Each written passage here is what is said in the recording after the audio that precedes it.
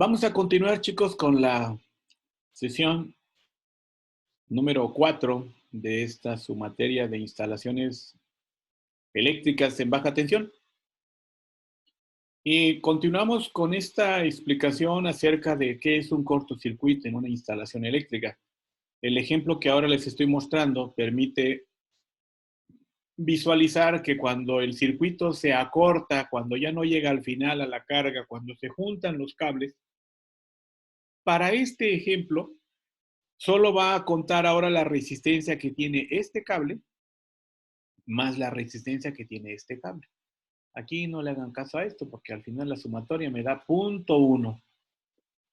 0.05 más 0.05, 0.1. Ahora, se hace la división. El voltaje 127 entre la corriente, la resistencia de 0.1 ohm, me da 1270 amperes. Eso es el valor de la corriente en un cortocircuito. ¿Sí lo vieron? Sí, profe.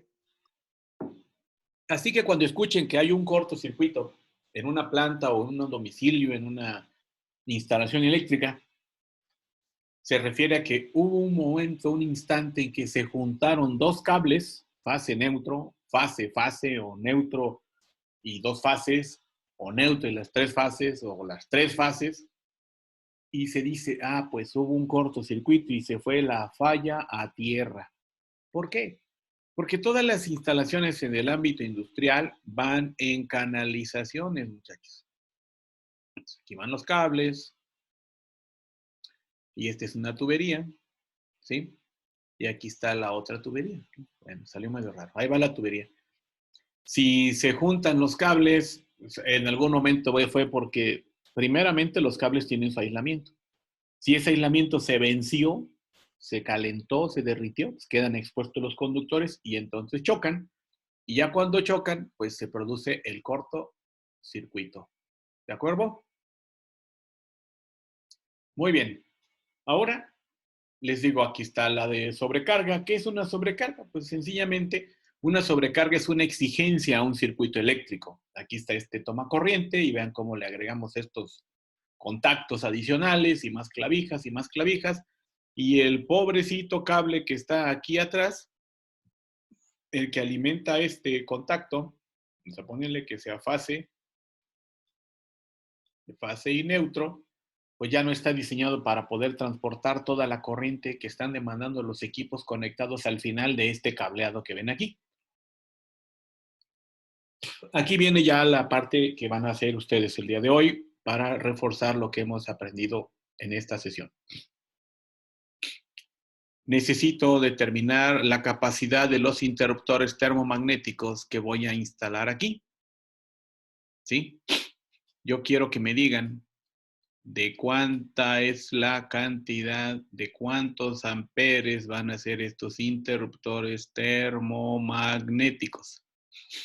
¿Sí? Ok. Primero les comento. Así a puro ojo de buen cubero, como dice el refrán. ¿Este servicio es monofásico o trifásico, Gaby?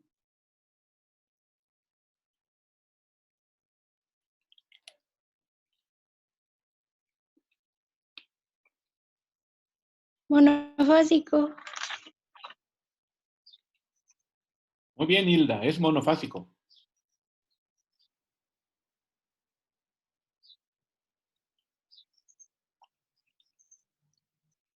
Para calcular la potencia de cargas monofásicas usaremos esta fórmula.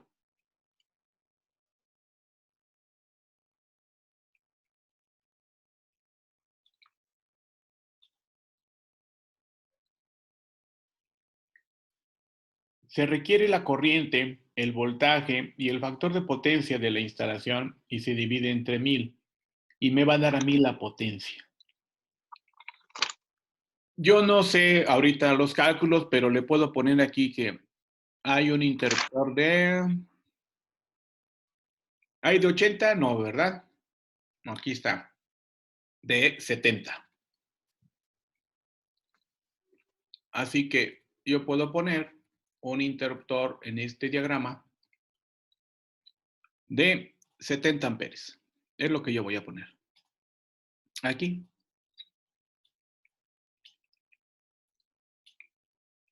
Y si lo quiero monofásico sería un QO, 1 de 70. Sería un interruptor miniatura, monofásico. Y quiero saber si este interruptor es suficiente para que alimente a todas estas cargas. Si lo hacemos así de manera rápida, este es de 10 amperes. ¿Hay termomagnéticos de 10 amperes? Me regreso, se va a ir mi dibujo. Pues, ¿qué creen? Que sí hay, ¿no? Hay de 10, 15, 20, 30, 40, 50, 60 hasta 70. 10, 15 y luego de 20, 30, 40, 50, 60, 70. Entonces, ¿qué interruptor termomagnético podría poner aquí uno de?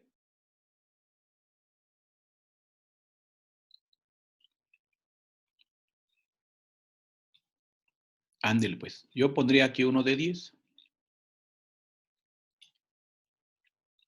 Uno de 10 amperes.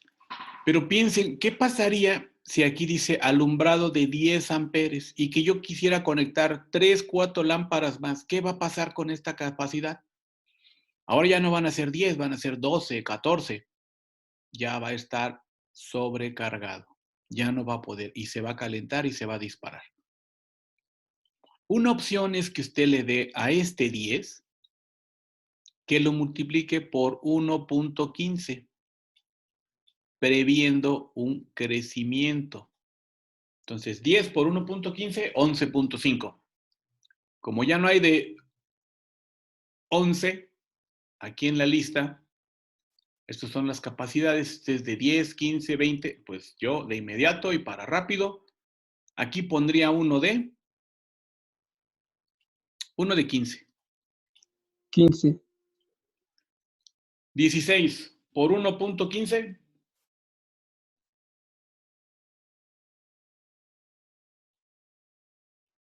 18.4. Yo aquí pondría uno de 20. 25 por 1.15. 28.75. Yo pondría uno de 30. 20 por 1.15. 23. Yo aquí pondría uno de 30 porque no hay de 25. 16 por 1.15 son 18.4. Me pondría uno de 20. Profe, ¿siempre se tiene que multiplicar por 1.15? Sí, es buena pregunta. El punto del 1.15 es para prever que no se sobrecargue mi circuito. Es como un margen de seguridad, es como un colchoncito que le doy a mi circuito. Yo ya sé que van a circular 10 amperes, pero le doy un 15% más, ¿sí? Para considerar crecimientos a futuro, para que si se conecta de manera temporal alguna carga, no se me vaya a disparar mi termomagnético. Ese es un 15%. Ahora, alguien más conservador dice, yo le doy un 20%. Ah, bueno, está bien, pero los termomagnéticos te van a ser más caros, te van a ser de mayor capacidad. Pero un 15% es bastante conservador. Entonces aquí tengo 20, 30, ya son 60, 80, 100, 115. ¿Sí ve? Y yo había puesto uno de 70 aquí. ¿Qué cree que pase usted cuando todas estas cargas entren en operación con este interruptor termomagnético de 70 amperes? ¿Qué va a pasar? Por el catálogo es el QO170. Se va a cortar la tensión. Bueno, Ándale, se va a cortar la tensión, se va a disparar y adiós toda la planta o toda la vivienda, ¿sí? Entonces, sí les queda claro el asunto de la sobrecarga, cómo afecta, ¿sí? Aquí lo más recomendable sería poner 2 circuitos, ¿sí? Si Profe, quiero poner 2 circuitos, pues este cable que llegue aquí tendrá que ser mucho más grueso, ¿verdad? Y entonces si ya me derivo aquí, profe, ¿sí? Adelante. Bueno, pero yo he visto que en muchas casas y así negocios, pues la demanda es mucho más grande que lo que tiene su interruptor y no pasa nada. O sea, sí, o sea, supera como tienen interruptores como de 30 y pues es un negocio grande, o sea, que supera el de y no se bota ni nada, o así. Mire, hay que considerar dos aspectos. Uno, sí puede ser como usted dice, tienen uno de 30 y el negocio se ve muy grande, ¿no? Mucho espacio físico, pero tal vez no tenga tanta maquinaria. Es muy común que si tiene ese lugar mucha maquinaria, tan solo en una vivienda, mire, y eso lo estoy viviendo ahora mismo.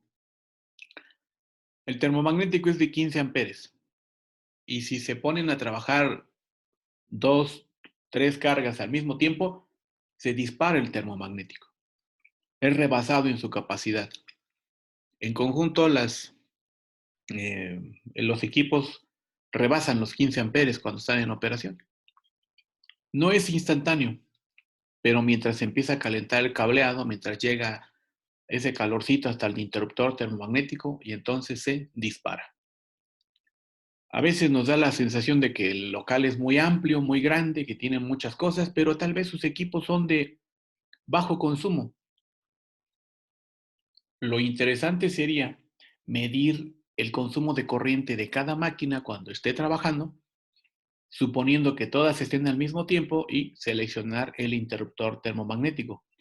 Pero en cualquier sitio, ya sea en la vivienda, en el sector comercio, en la industria, la cantidad de corriente, si ésta rebasa a la capacidad del interruptor termomagnético, se va a disparar por sobrecarga. No es un cortocircuito, es una exigencia más grande al circuito eléctrico para que pueda transportar cierta cantidad de corriente. ¿Sí? Entonces, habría que revisar dónde dice usted que pasa exactamente eso, porque probablemente, como se dice luego, está muy sobrado el interruptor termomagnético. Yo tengo uno, puedo poner en la vivienda uno de 40 y créame que nunca se va a disparar. Pero la principal situación es que hay que proteger al cable. El interruptor termomagnético protege al cable. Cuando el cable se empieza a calentar, ese calentamiento le llega a la parte del bimetal del interruptor termomagnético y va a ocasionar un disparo. Por eso es que esa situación en las viviendas que dicen, oye, es que se me bota mi interruptor y es de 15 amperes, llaman a un electricista y le dicen, mira, le voy a poner uno de 30 y con eso ya no se va a botar. Inconsciente o conscientemente el electricista dice, bueno, si con 15 aguanta hasta acá, pues con 30 ya va a quedar. Y sí es un hecho, ¿no? Ya no se va a disparar ese interruptor termomagnético. Pero para que opere ahora ese interruptor necesitará muchísima más corriente que circule por los cables, que le ocasionen un calentamiento hasta que él se dé cuenta de que algo está pasando. Y si eso lo hacemos, puede ser que la casa se esté quemando, los equipos, los muebles, lo que sea, la instalación eléctrica, el interruptor termomagnético dice, bueno, yo voy a operar hasta que me llegue el calorcito hasta este punto. Sí, ya está calientito, pero yo me disparo un poco más arriba de temperatura. ¿Sí queda claro con esta analogía?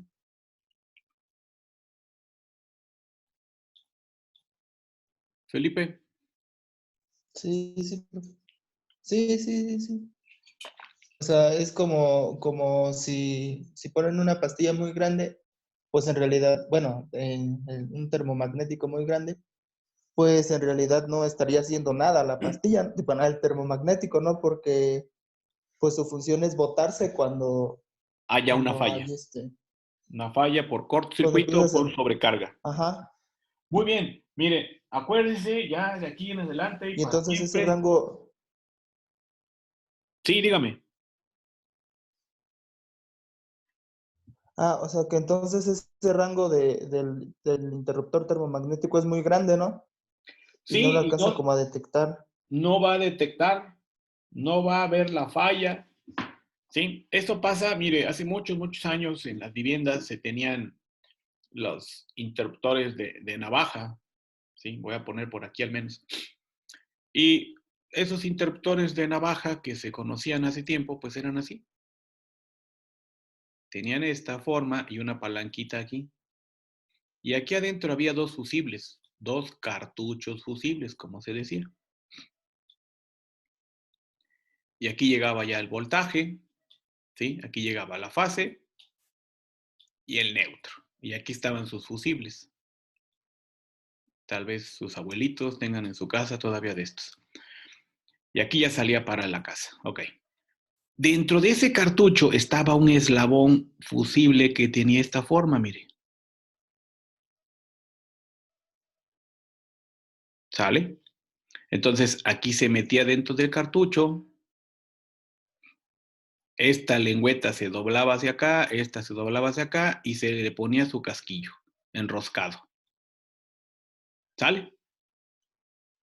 Y era una lata, ¿no? Porque las gentes, pues las viviendas iban creciendo, más familia, más equipos, y de pronto, pues esto se disparaba y se quemaba y ¡pum! Fallaban aquí.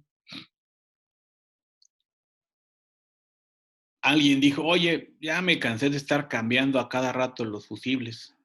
Mejor le voy a poner un pedazo de alambre de cobre aquí, así grueso, pongo mi tapita y listo. Y jamás se le volvió a disparar ese fusible. Pero en una situación de cortocircuito, pues se quemó toda la instalación eléctrica y este conductor que era de cobre nunca, nunca se fundió porque no estaba diseñado para operar como un fusible. Este material que estaba aquí, pues era muy fácil de que se dañara, de que se fundiera a determinada cantidad de corriente que circulara por él, pum, lo rompía y ya no había luz. Entonces, esto pasaba antes, ahora pueden poner un termomagnético de mayor capacidad, pero ya no le diga pastilla, porque si no le voy a poner multa. Ok, vean este video para reafirmar un poco lo que hemos visto hoy.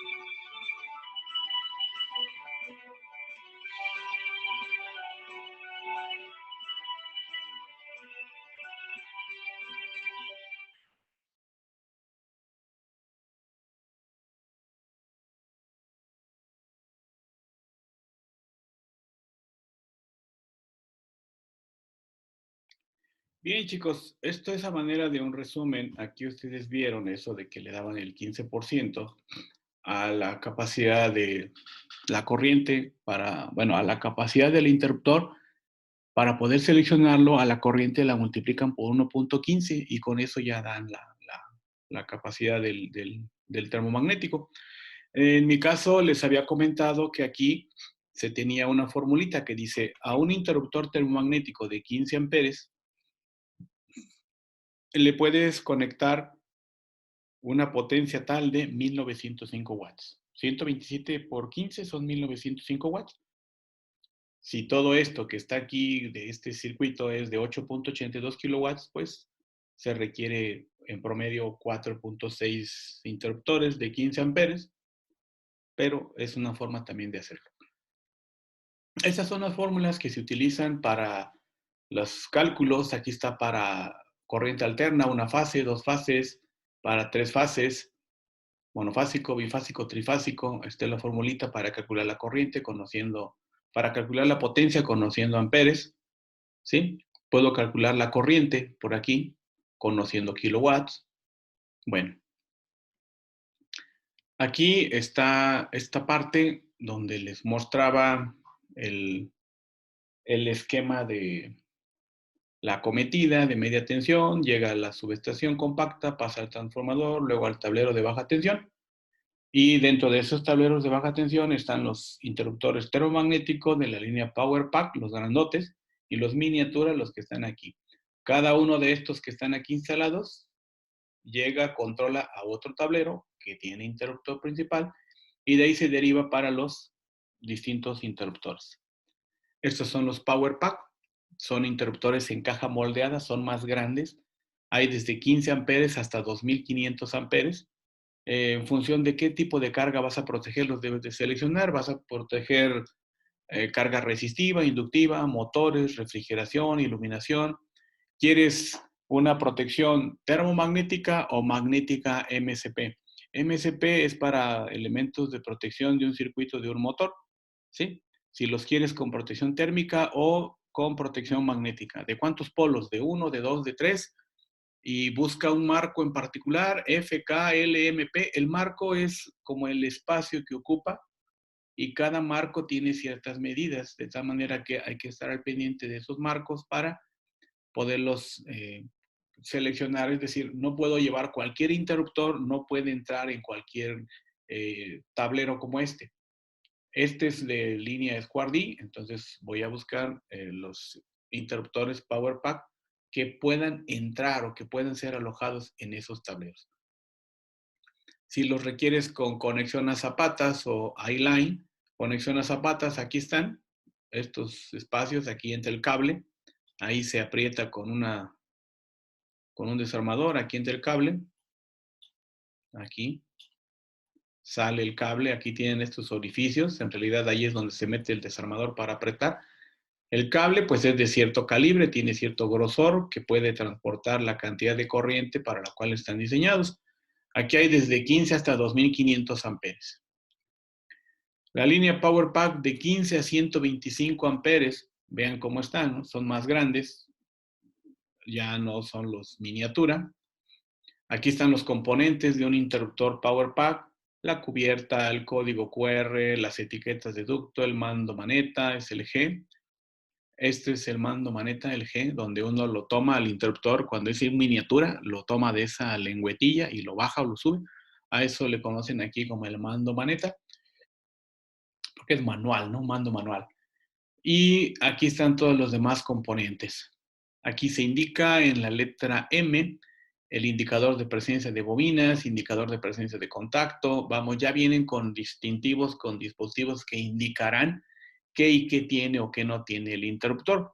En alguna parte ya se están instalando estos interruptores, ya son de mucho tiempo en el mercado. Aquí están desde 15 hasta 125 amperes, ¿sí? Nada más que estos, sí, van a decir ustedes, bueno, pero ¿qué no son los mismos 15 que podía llevar el miniatura? Sí, pero ese miniatura no puede alojarse en un gabinete como estos, ¿sí? ¿Están de acuerdo? Un miniatura no hay forma de poderlo colocar dentro de este gabinete. ¿Cómo colocamos uno de 15 aquí? No cabe, ¿no? Pues va a quedar volando, digamos, nadando, entre comillas. No se puede soportar ahí en ese tablero. Por eso la línea esta menciona que hay desde 15 hasta 125, ¿sí? Vean cómo se instala un interruptor Power Pack. Es muy sencillo.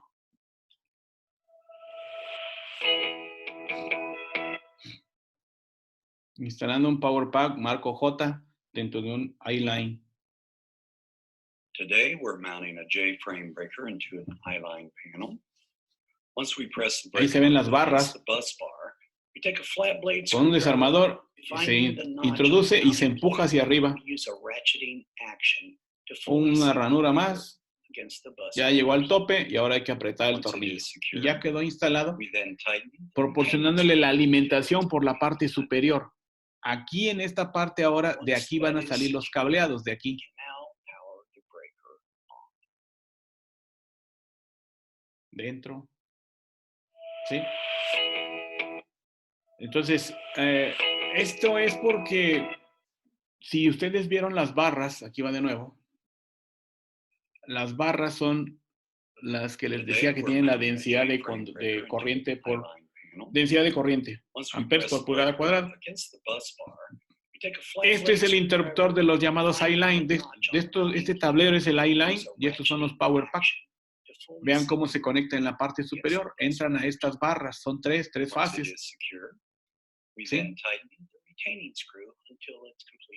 Hay que apretar el tornillo.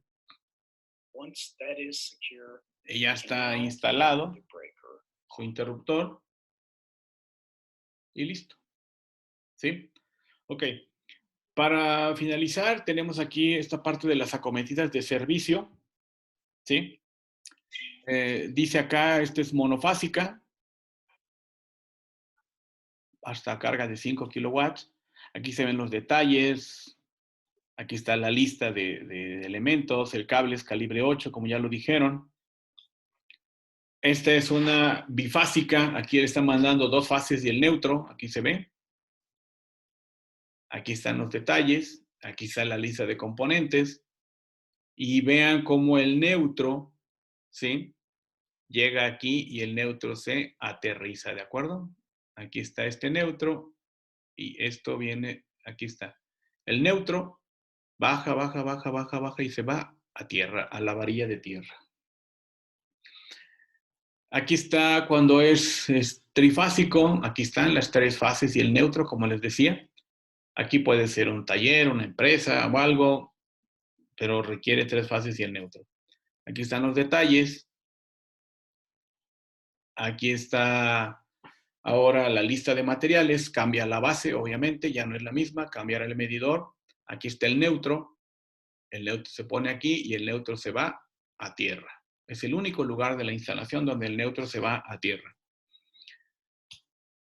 Tabla de calibres y demandas. Normalmente hasta 15 kilowatts el calibre debe ser 8. De 16 a 25 kilowatts el calibre debe ser 4. El artículo 230 de la norma oficial mexicana habla sobre acometidas. Si quiere usted darle una revisada, está generalidades, lo invito, conductores de acometida, equipo de acometida, medios de desconexión, protección contra sobrecorriente y acometidas de más de 600 volts nominales. Los conductores de acometida aérea, aquí dice un fragmento, tamaño mínimo del conductor debe ser no menor que el calibre 8 de cobre y 6 si son de aluminio. Acometidas de más de 600 volts. Los conductores de acometida no deben ser menores a 13 milímetros cuadrados, 6 AWG. Aquí estamos hablando de que ya sería en media tensión en 13.200 y el cable tiene que ser mínimo del calibre 6, pero para 13.200 volts.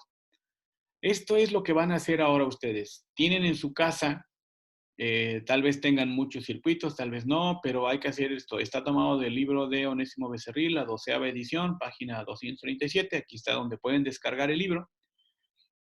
Y dice, tengo un circuito 1, 2, 3, 4, 5, 6, 7, 8 circuitos, 8 termomagnéticos. En el circuito 1 tengo 2 de 160 watts, 3 de 100, 3 de 60. Esto es alumbrado. En el circuito 2 tengo 3 contactos de 180, 3 contactos de 180 y uno de 250. En el circuito 3 tengo un motor tal vez de 500 watts y así va seleccionando qué es lo que tiene. Hace una sumatoria, calcula la potencia total en watts y dice en la fase A tengo tanto, en la fase B tengo tanto y en la fase C tengo tanto. Esto es porque si fuese un servicio trifásico. En el caso de ustedes, pues será un monofásico. Aquí van a poner su lavadora, su plancha, su licuadora, su tostador de pan, su secadora de cabello, sus contactos, sus lámparas, y van a hacer estas operaciones, como aquí se indican, solamente que en el caso de ustedes va a ser monofásico. Este es el diagrama unifilar. Aquí está la cometida, el medidor, las cuchillas, el interruptor. Este es un fusible, 3x30. Y aquí se deriva para todos los dispositivos termomagnéticos. Es de 15, de 20, de 20, de 20, 20, 20, 20 y 20 amperes. Aquí está cómo se van balanceando. Estas son las barras del tablero y estos son los termomagnéticos que van quedando a un lado izquierdo y derecho. El circuito 1 está conectado a la fase 1. El circuito 2, el circuito 3, el circuito 4, si ven cómo se van gastando así. Este está en la A, este está en la B, estos están en la C, estos están a la A, a la B y a la C.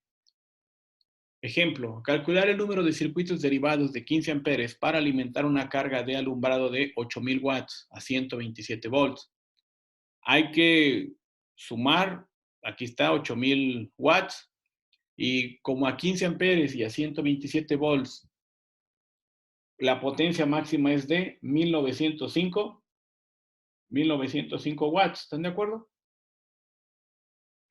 Entonces divido 8000 entre 1905, me dice que son 4.2, de preferencia son 5 circuitos. Aquí está, así por ejemplo, un circuito de 15 amperes, ¿sí? A 127 volts tiene una capacidad de 1905 watts. Si el circuito está dimensionado para 20 amperes, su capacidad es de 2540. Suponiendo que se conoce el número y potencia probable de las lámparas y que estas van a ser 80 lámparas de 100 watts, para calcular el número de lámparas por circuito, ¿cuánto es lo que me puede proporcionar cada circuito? 1905 watts. ¿Y cuántos watts son por lámpara? Son 100. Entonces habrá un circuito con 19 lámparas por circuito. Aquí está el libro. Lo pueden descargar donde viene esta información. ¿Sí? Muy bien. En esta parte también continúa el ejercicio. Circuitos derivados para contacto. Sí, y aquí ya está el diagrama final. Están los dispositivos de recepción de la energía, están los dispositivos principales de desconexión, los que son de letra B, los dispositivos principales de protección, todos estos, el sistema de distribución primario, todo esto, ¿sí? Es para que ustedes lo revisen. ¿Qué colores son los conductores? Para el conductor de puesta a tierra, el artículo dice que deben de tener un acabado exterior continuo de color verde o verde con una o franjas amarillas. Puestos a tierra, el neutro, el color es blanco o gris en toda su longitud, o 3 franjas blancas a lo largo de un conductor que tengan aislamiento de color distinto al verde. Profe, no se ve su pantalla. ¿Mande? Bueno, profe, no se ve su pantalla. Bueno, no sé si soy el único. Ah, caray, pues yo sí la veo. Vamos a ver. A ver, díganme, ¿ahí se ve? Sí. No, pues todo el tiempo ha estado así, pero bueno. A ver, el artículo 310 habla sobre identificación del conductor. Los conductores que estén proyectados para usarlos como conductores de fase, si se usan como conductores individuales o en cables multiconductores, deben estar acabados de modo que se distingan claramente de los conductores puestos a tierra. ¿Sí? No dice aquí exactamente ponlo negro, ponlo rojo, ponlo azul, pero ya no se puede usar blanco, ni gris, ni verde. Entonces se recomienda que sean negros, o rojos, o azules, por las 3 fases, un color cada uno.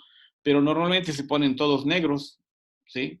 Y ya se identifican en campo con una rolladita de cinta, la fase A, la fase B, la fase C.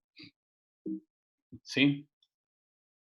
El marcado, los conductores deben de decir esto, la marca, el aislamiento, el calibre, AWG, el voltaje y que cumplan con la norma. Aquí está voltage, THWLS, 8.37 milímetros cuadrados, corresponde al calibre 8 AWG para 600 volts. ¿Sí? Y aquí están, esto un rollo de cable, y aquí viene una leyenda de ROS. ROS es Restriction of Hazard Substance, o es algo así como restricciones de sustancias peligrosas en la fabricación de este tipo de cableado. No debe de haber plomo, ni mercurio, ni cadmio, ni cromo hexavalente, ni bivenilos polibromados. Y esta es una directiva que adoptó la Comunidad Europea y está orientada a reducir el uso de algunas sustancias peligrosas en aparatos eléctricos y electrónicos. Muy bien, con esto me gustaría terminar. Su actividad queda aquí, a que entreguen este cuadro de cargas de su vivienda. Si ustedes tienen un circuito o dos circuitos, les pido este cuadrito. Les pido este diagrama, así como está. Bien hechicito en PowerPoint, en AutoCAD, como ustedes decidan. Y lo entregan en la siguiente sesión, ¿no? Si es el miércoles o es el jueves, es para entregarlo. Se recibe vía correo electrónico de cada uno de ustedes. Bien, chicos, gracias por su asistencia a esta reunión. ¿Cómo se van hoy? Gaby, Elisa, ¿ya llegó Elisa? Sí, profe. Qué bien, gracias por llegar. Vamos a compartir esta información en el transcurso de la semana. Les pido que anoten todo su nombre en el chat. Tenemos 12 participantes, nos faltan como otros 12. Es complicado, pero bueno, hay que ver aún formas para mantener la comunicación, de estar conectados. Y bueno, bien, chicos, vamos a dejarle hasta aquí. Gracias por participar y nos vemos la próxima sesión. Que tengan un buen día. Gracias.